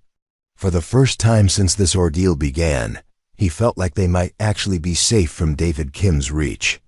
"This is where we part ways for now," Jackson said as they reached the facility's entrance. "Rachel will be in federal custody for the duration of her testimony, which could take several days. Marcus, you'll be debriefed about your observations of David Kim's surveillance operations, then relocated to a safe house until the grand jury completes its work." Rachel turned to Marcus, her eyes filled with gratitude and something that looked like affection. "Thank you for believing in me when I couldn't believe in myself. You gave me something I thought I'd lost forever." "What's that?" "Hope that good. People still exist in the world." Marcus felt his throat tighten with emotion as he realized that Rachel had given him exactly the same gift. "Take care of yourself in there. And remember that Carol Manning and Agent Walsh would be proud of what you're doing." As federal agents escorted Rachel into the facility, Marcus watched her walk toward a future that would either bring justice for countless victims or mark her for death by one of the most dangerous criminal organizations in the country. But for the first time in 8 years, Marcus felt like he was on the right side of a fight that mattered. Whatever happened next, he'd chosen courage over cowardice, engagement over isolation. The bitter cowboy who'd lost faith in redemption had found it through helping a broken woman seek justice. Their love story was just beginning, but it was already proving that sometimes the most beautiful transformations come from the darkest circumstances when people choose to fight for each other rather than surrender to despair. The small white church in Cedar Falls, Colorado sat nestled between pine-covered mountains and meadows that bloomed with wildflowers during the brief summer months. It was exactly the kind of peaceful, anonymous place where two people could start over without the weight of their past defining every conversation and relationship. Marcus Stone stood at the altar wearing his grandfather's wedding suit, carefully preserved for over 60 years and altered to fit his broader frame. The man who'd lost faith in redemption was about to marry the woman who'd taught him that grace could emerge from the darkest circumstances when people chose courage over despair. Rachel Martinez walked down the aisle wearing a simple white dress. She'd chosen herself, the first major decision she'd made in years without considering how it might affect her safety or survival. Her hair had grown longer during the months of federal protection, and the haunted expression that had characterized her features when Marcus first found her praying in his chapel had been replaced by something that looked remarkably like peace. The congregation was small but significant. Maria Santa sat in the front row, having traveled from Phoenix, where she was now heading a federal task force dedicated to dismantling human trafficking networks. Jackson Rivers and Elena Vasquez occupied the second row, still working as private contractors but now focused on protecting witnesses rather than eliminating threats. Father Miguel Rodriguez, the elderly priest who'd agreed to perform the ceremony, had listened to their story with the understanding of someone who'd spent 40 years ministering to people whose faith had been tested by circumstances beyond their control. He'd agreed to marry them not despite their complicated past, but because of the redemption they'd found through helping each other heal. "Dearly beloved," Father Rodriguez began, "we are gathered here today to witness the union of two souls who have found in each other what they thought was lost forever: the ability to trust, to hope, and to believe that love can triumph over even the darkest experiences." Marcus looked into Rachel's eyes and saw reflected there the same wonder he felt about the journey that had brought them to this moment. 6 months ago, he'd been a bitter recluse convinced that justice was a myth and human goodness an illusion.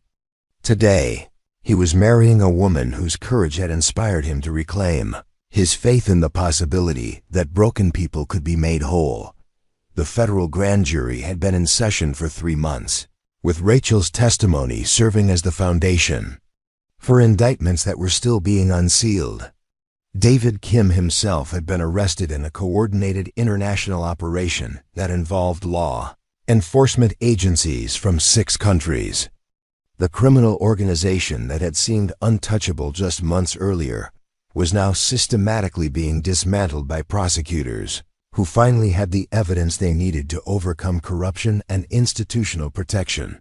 Deputy Federal Prosecutor William Chen had been arrested on charges of conspiracy, obstruction of justice, and accepting bribes. His cooperation with federal investigators was providing additional evidence of corruption that extended throughout the Arizona legal system and into federal agencies that were supposed to protect society from exactly the kind of crimes they'd been enabling. But the legal victories, important as they were, paled in comparison to the personal transformation that Marcus and Rachel had experienced through their shared commitment to justice and their growing love for each other. Marcus, Father Rodriguez continued, "Do you take Rachel to be your wife, promising to love and protect her through whatever challenges you may face together?" "I do," Marcus replied, his voice carrying the strength of someone who'd learned that true courage comes from protecting others rather than isolating yourself from their problems. "Rachel, do you take Marcus to be your husband, promising to trust him with your heart and build a future together based on the love you've discovered through your shared trials?" "I do," Rachel answered, tears streaming down her face as she thought about the desperate woman who'd collapsed in an abandoned chapel 6 months earlier, begging God for a chance at redemption that had seemed impossible. The exchange of rings was simple but profound. Marcus slipped under Rachel's finger a band that had belonged to his grandmother, a woman who'd believed that marriage was a sacred commitment to help each other become the best versions of themselves. Rachel placed on Marcus's hand a ring she'd chosen herself, engraved with the words faith, hope, love, in memory of the qualities that had saved them both. "By the power vested in me by the state of Colorado and in the presence of this loving community, I now pronounce you husband and wife," Father Rodriguez announced. "Marcus, you may kiss your bride." The kiss was tender and full of promise, sealing a commitment that had been forged through shared danger, but would be sustained by shared love and mutual respect. As they embraced, the small congregation erupted in applause that echoed through the mountain church like a celebration of hope itself. The reception was held at a nearby inn that specialized in small, intimate gatherings. Marcus and Rachel had deliberately chosen simplicity over extravagance, wanting their wedding to reflect the authentic love they'd discovered, rather than the elaborate ceremonies that often masked empty relationships. During the dinner, Maria Santos stood to offer a toast that captured the significance of what they were celebrating. 6 months ago, I received a phone call from a former sheriff who'd lost faith in justice and a young woman who'd survived 3 years of systematic abuse. Today, we're celebrating not just their marriage, but the proof that broken people can heal each other when they choose courage over fear. Maria raised her glass toward the newlyweds. Marcus and Rachel, your love story began with a desperate prayer in an abandoned chapel and a stranger's willingness to help someone in need. It's a reminder that grace often comes disguised as ordinary human kindness, and that redemption is always possible for those brave enough to fight for it. Jackson Rivers added his own perspective during an impromptu speech that revealed the depth of respect these hardened professionals had developed for Marcus and Rachel's courage. In our line of work, we see a lot of people who've been broken by evil. Most of them never fully recover. But Rachel and Marcus didn't just recover. They transformed their pain into purpose and their trauma into triumph.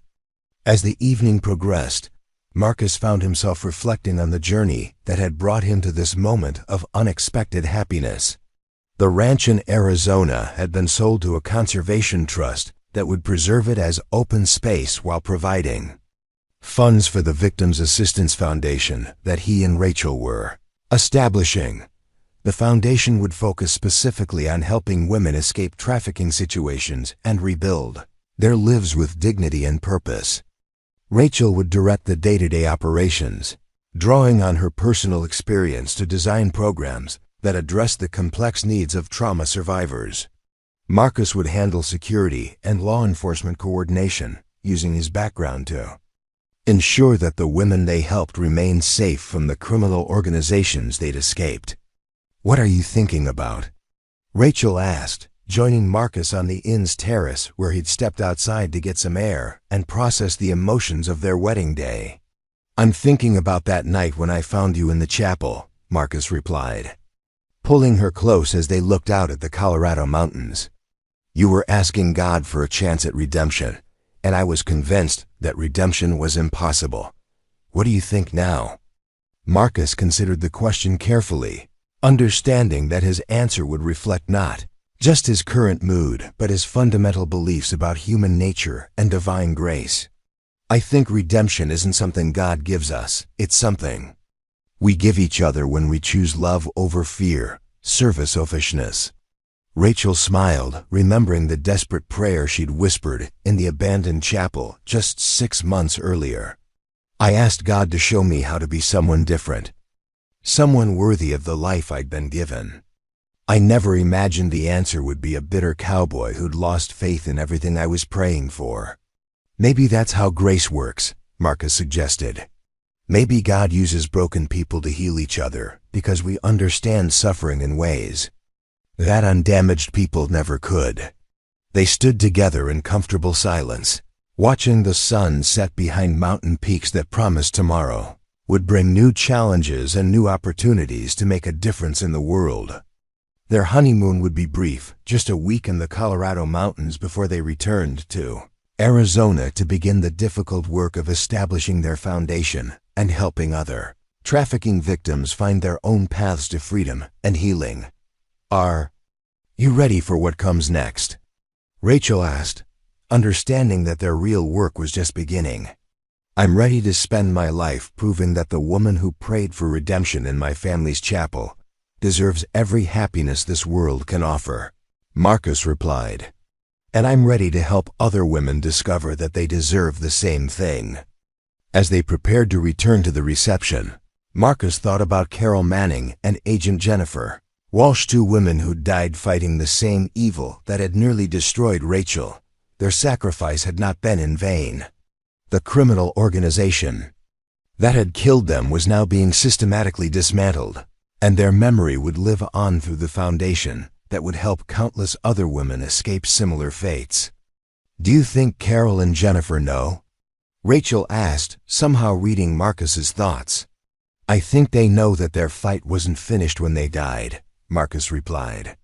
"I think they know that we're continuing their work and that every woman we help represents a victory over the evil that tried to silence them." Later that night, as Marcus and Rachel settled into their honeymoon suite, they talked about the future they would build together. Children who would grow up understanding that their parents had chosen each other after surviving the worst that humanity could offer. A foundation that would provide hope to women who believed hope was impossible. A love story that would inspire others to believe that redemption was always possible when people chose courage over despair. "I love you," Rachel whispered as they drifted off to sleep in each other's arms. "I love you too," Marcus replied, marveling at how those simple words had the power to heal wounds that had seemed permanent. Just months earlier, outside their window, the Colorado mountains stood silent under a canopy of stars that had witnessed countless human struggles between good and evil, hope and despair, love and fear. But inside the small inn room, two people who'd been broken by their encounters with evil were sleeping peacefully in the knowledge that they'd chosen each other, chosen justice, and chosen love. The bitter cowboy who hadn't believed in redemption had found it through helping a former prostitute discover that she was worthy of grace. Their story proved that sometimes the most beautiful love stories begin with the most desperate circumstances, and that healing is always possible when broken people choose to save each other.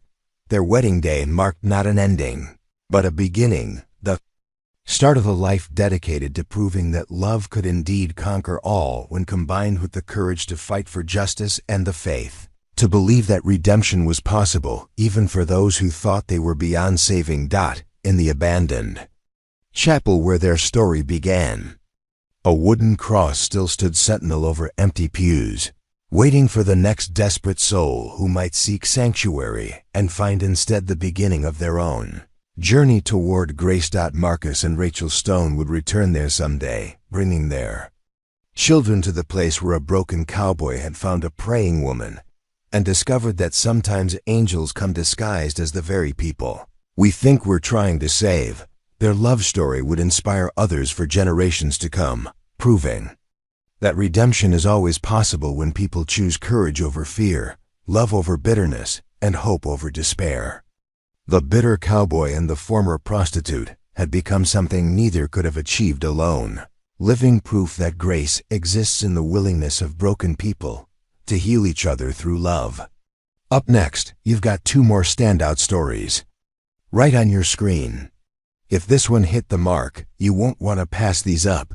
Just click and check them out. And don't forget to like, subscribe, and turn on the notification bell so you don't miss any upload from us.